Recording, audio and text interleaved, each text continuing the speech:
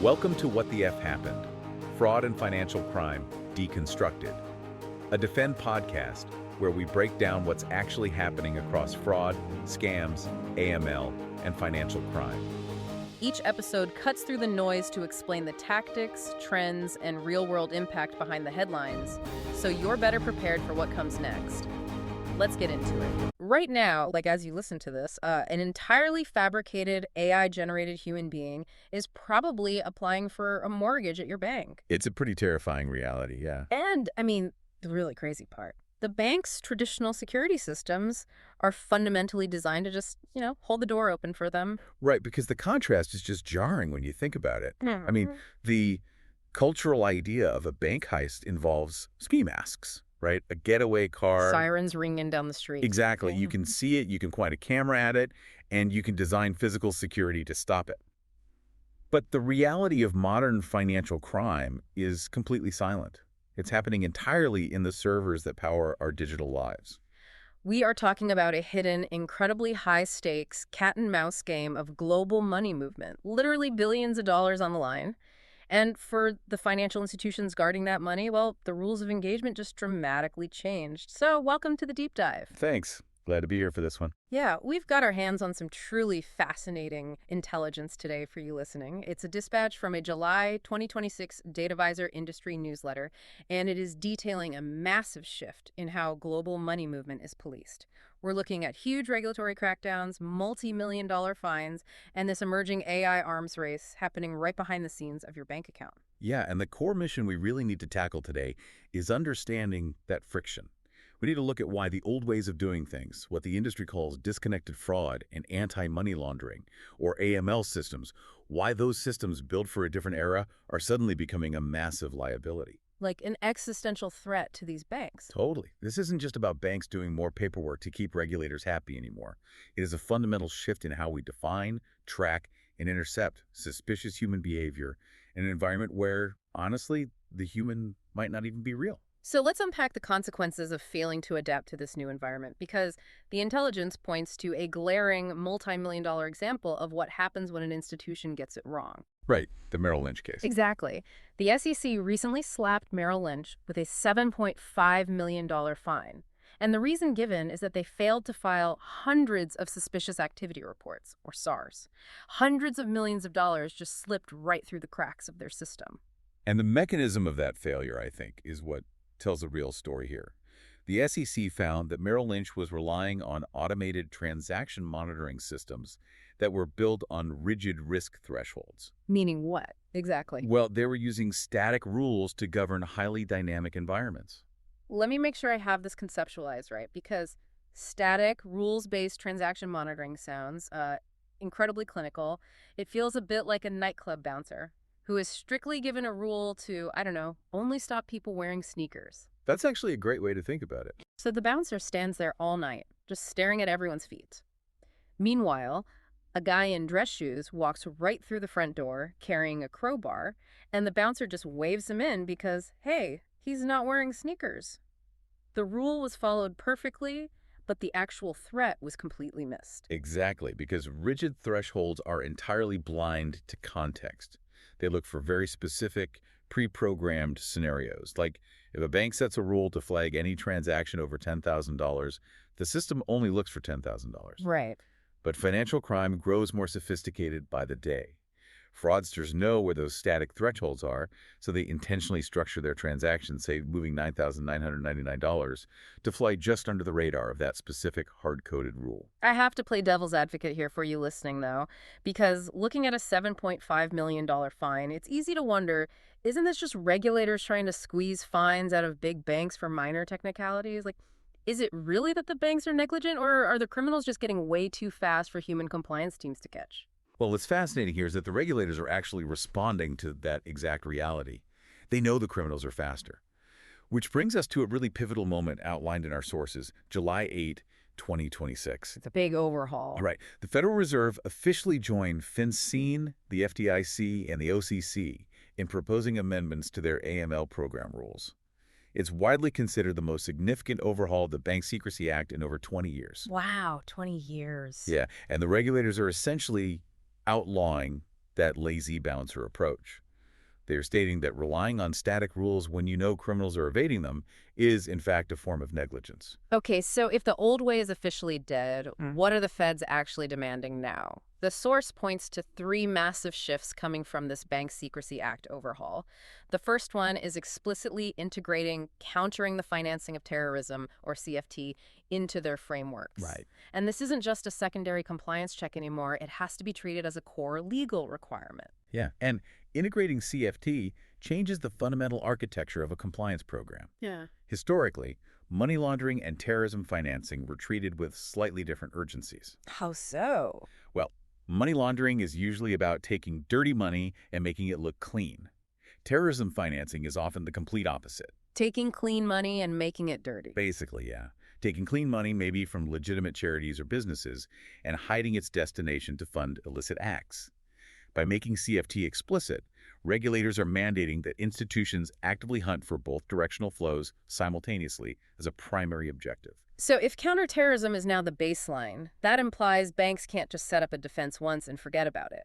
How are they supposed to actively hunt these moving targets without going bankrupt from compliance costs? That's the million-dollar question. Which seems to connect to the second big change, right? This shift to a dynamic, risk-based allocation of resources.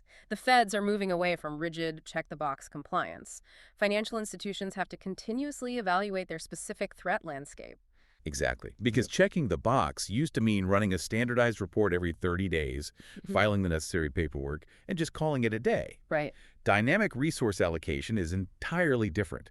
It requires a bank to shift its investigative power on a Tuesday simply because a new threat vector appeared on Monday. You are legally required to proactively hunt for risks and move your tech to your highest risk areas in real time. You can't just wait for an outdated threshold to trip an alert. And the third major takeaway from this July 8th overhaul is that the clock is ticking. The Fed is now fully aligned with FinCEN and the other agencies, presenting this unified regulatory front. Yeah, standard operating procedures have to be updated right now. Right ahead of the final rulemaking. There's no grace period for relying on those old siloed systems. The urgency is definitely palpable. Institutions just cannot hide behind fragmented internal departments anymore. If one hand doesn't know what the other is doing, the regulator will hold the entire entity accountable. Which brings us to a massive structural problem for the banks. If they can't use the old static systems and they have to constantly adapt, what is the actual cure? I mean, if you fire the bouncer staring at the sneakers, who do you replace him with? Right. The intelligence points heavily toward tearing down the internal silos, specifically moving towards something called FRAML. Yes, FRAML. It stands for the Unification of Fraud and Anti-Money Laundering Operations. Which used to be totally separate, right? Completely isolated. Historically, these two departments within a bank operated like two different companies under the same roof. The fraud team focuses on money being stolen from the bank or its customers, like someone hacking an account or using a stolen credit card. And the AML team? They look for dirty money being moved through the bank by criminals. Because they have different goals, they historically use completely different systems, different data sets, and entirely different workflows. But the criminals don't care about the bank's internal org chart. I mean, the person committing the fraud to steal the money is often the exact same person, or at least part of the same network, laundering that stolen money. Exactly. And having siloed systems creates massive operational inefficiencies and really dangerous blind spots. When data is trapped in separate systems, you get a hugely high rate of false positives. Investigations take weeks because analysts have to manually gather data from multiple disjointed screens just to piece together a single customer's behavior. It sounds like a nightmare. But we actually have a concrete case study here to see how this unification works in practice. NASA Federal Credit Union? Oh yeah, they just won the 2026 Sullent Model Risk Manager of the Year Award. Right. And before this, they were suffering from exactly what you just described. Siloed systems creating high false positives, blinding them to evolving crimes, bogging down their investigations. And they solved this by deploying DataVisor's unified FRAML platform. Yeah, by consolidating fraud detection, AML monitoring, case management, and real-time analytics all into a single platform powered by AI, they eliminated the blind spots. The fraud team and the AML team are finally looking at the same holistic picture of customer behavior. The results they achieved are honestly staggering, but I want to break down what these numbers actually mean for the real people involved.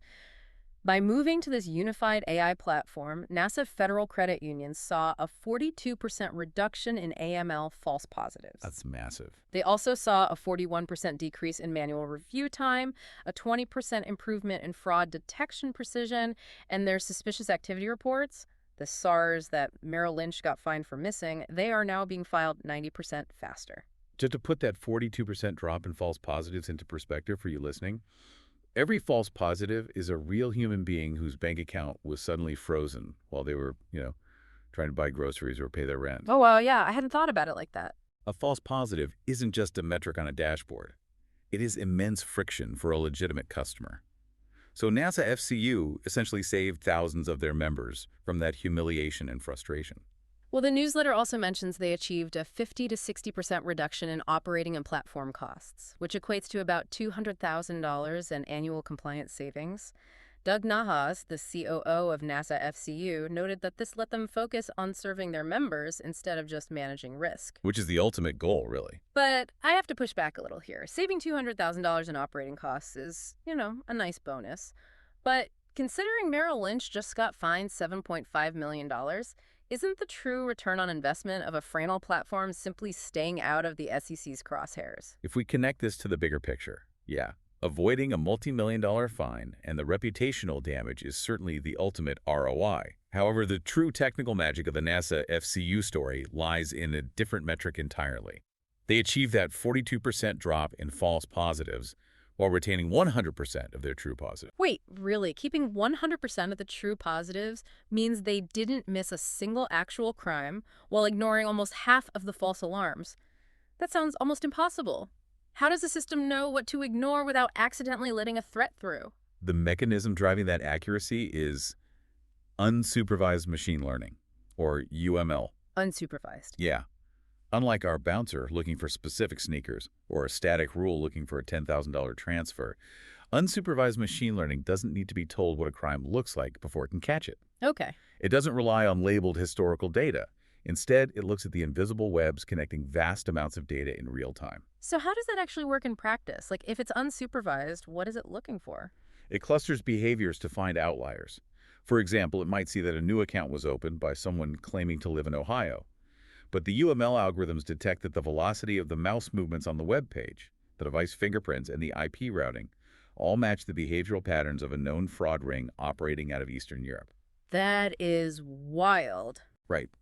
It flags the subtle, complex relationships between data points, how fast funds are moving, where they are going, the specific devices being used, and it identifies anomalies that a human would frankly never catch. And it does this without needing new rules written. Exactly. It adapts to the threat landscape dynamically, Right. completely satisfying the new Federal Reserve regulations without requiring human engineers to constantly write new rules. So the technology is incredibly powerful, and obviously NASA FCU's success proves it works. But the intelligence we're reviewing makes it very clear that this level of power isn't just a luxury for the most tech-forward banks anymore. We are officially entering an era of AI versus AI warfare. And it's playing it on a global stage, too. Yeah, the regulatory pressure is definitely international. Yeah. In Canada, the Office of the Superintendent of Financial Institutions, OSFI, has rolled out specific 2026 expectations requiring Canadian institutions to handle dual regulator scrutiny. What is particularly vital in those Canadian guidelines is their intense focus on model explainability and vendor governance. Let's look at the attacker side first, just to understand why regulators like OSFI are pushing so hard for advanced defenses. Because according to a 2026 generative AI webinar highlighted in our sources, fraudsters have evolved way past sending, badly spelled phishing emails. Oh, way past that. They are using Gen AI to completely automate scams and bypass KYC Know Your Customer controls. The scale of the attacks has fundamentally changed. We are dealing with industrial-scale fraud powered by synthetic identities. I've heard that term a lot, synthetic identities. What does that actually mean? Are they just stealing someone's driver's license? No, it is far more sophisticated than traditional identity theft. Generative AI allows a fraudster to create what's basically a Frankenstein identity. A Frankenstein identity, like stitching parts together. Exactly. They might take a real social security number, but pair it with a fabricated name, an AI-generated face, and a completely synthetic credit history. And because parts of the identity are real, it can easily bypass basic checks. A single fraudster using Gen AI can spin up thousands of these entirely fabricated human beings, complete with deep-faked video verification documents, and just launch them at a bank's onboarding system simultaneously. So a human just gets completely overwhelmed. Right, human investigators simply cannot click through those alerts fast enough to manually verify them. It's less like fighting a game of robbers and more like dealing with a biological immune system under attack. The generative AI attacks are like a rapidly mutating virus, just overwhelming the body by sheer volume and adaptation. Which brings us to the defender's side, right? The immune system creating custom antibodies in real time. The DataVisor dispatch highlights an upcoming July 23 webinar focusing on the rise of agentic AI in financial institutions. Hold on, agentic AI? That sounds heavily like a Silicon Valley buzzword. What makes this different from the standard chatbots banks have been using for years that, let's be honest, usually just frustrate customers trying to find their routing number? I know, it sounds like jargon, but a standard chatbot is reactive, right? It waits for a prompt and provides a pre-programmed response. An agentic AI acts as an autonomous agent. Okay, so it does things on its own. Yes, financial institutions are deploying these systems to automate rule optimization, streamline complex workflows, and eliminate manual triage entirely. The defensive AI is actively analyzing the incoming attacks from the fraudulent AI and adapting the institution's defenses on the fly without waiting for human permission to update a static rule. Here's where it gets really interesting, though. I have a major practical question about this, thinking about you, the listener, who actually has to implement or audit these systems. Yeah. If an institution is using an autonomous AI that optimizes its own rules on the fly, constantly learning and shifting its parameters to catch these mutating Gen AI viruses, how on earth do they pass that Canadian OSFI requirement for model explainability? That is the question. Right. How do you explain an AI's decision to a human auditor who wants a nice, neat, linear flowchart if the AI is constantly teaching itself in ways we barely even understand? You have just hit on the central tension of modern fin crime. It is the razor's edge every single institution is walking right now. How do you deploy autonomous defense without surrendering accountability? Right. And this is exactly why those 2026 OSFI guidelines heavily emphasize transparent decision-making and unified data architecture. Because you can't just tell a regulator, well, the mysterious black box said the transaction was bad, so we blocked it, but we have no idea why. Exactly. A black box is a massive regulatory liability. The AI must be highly advanced to catch the synthetic identities, but it simultaneously has to show its work. Show its work, like in math class. Basically, yeah. Huh. Modern platforms are designed so that when an agentic AI flags a complex synthetic identity ring, it automatically generates a transparent, human-readable narrative of its logic. Yeah. It maps out the behavioral intelligence, the real-time patterns, the device fingerprints, and presents it clearly in plain language. So it actually writes the report for the human. Precisely. The human investigators need that transparent logic so they can actually understand the threat, confidently write their own assessments, and file those suspicious activity reports. The AI is doing the heavy lifting of detection and triage at machine speed, but the system architecture must be designed to empower human accountability, not replace it. So let's wrap this up. What does this all mean for you listening? We started this journey by looking at the collapse of the old ways. The reliance on static rules and rigid thresholds, the lazy bouncer staring at the sneakers, essentially. Right. And that is literally resulting in multi-million-dollar SEC fines, like we saw with Merrill Lynch, because it simply cannot see the modern threats. It's blind to them. Exactly. The regulators from the Federal Reserve overhauling the Bank Secrecy Act to OSFI in Canada, they are legally demanding dynamic, real-time risk management that hunts for both money laundering and terrorism financing. And we explored how unified AI platforms, tearing down those internal silos with Framel, are answering that call. And providing massive efficiency gains, too. Yeah, saving institutions like NASA Federal Credit Union hundreds of thousands of dollars while protecting innocent customers from having their accounts wrongfully frozen. And finally, we peeled back the curtain on the terrifying but fascinating arms race currently underway between generative AI fraudsters launching synthetic identities and agentic AI defenders mutating the bank's rules in real time to stop them. The landscape is just shifting beneath our feet so fast. I want to leave you with one final thought to mull over, building on the trajectory of everything we've just unpacked from this intelligence. Lay it on us. We know fraudsters are using Gen AI to bypass identity controls at an unprecedented scale. And we know institutions are deploying autonomous agentic AI to dynamically catch them, translating complex behavior webs into human-readable alerts. But what happens when the fraudulent AI and the defensive AI start learning directly from each other? Are we fast approaching a future where the actual battle of financial crime is fought entirely in milliseconds, machine to machine, with human investigators simply arriving at their desks the next morning to read the AI-generated after-action reports of a war that was won or lost while they slept? Oh, wow.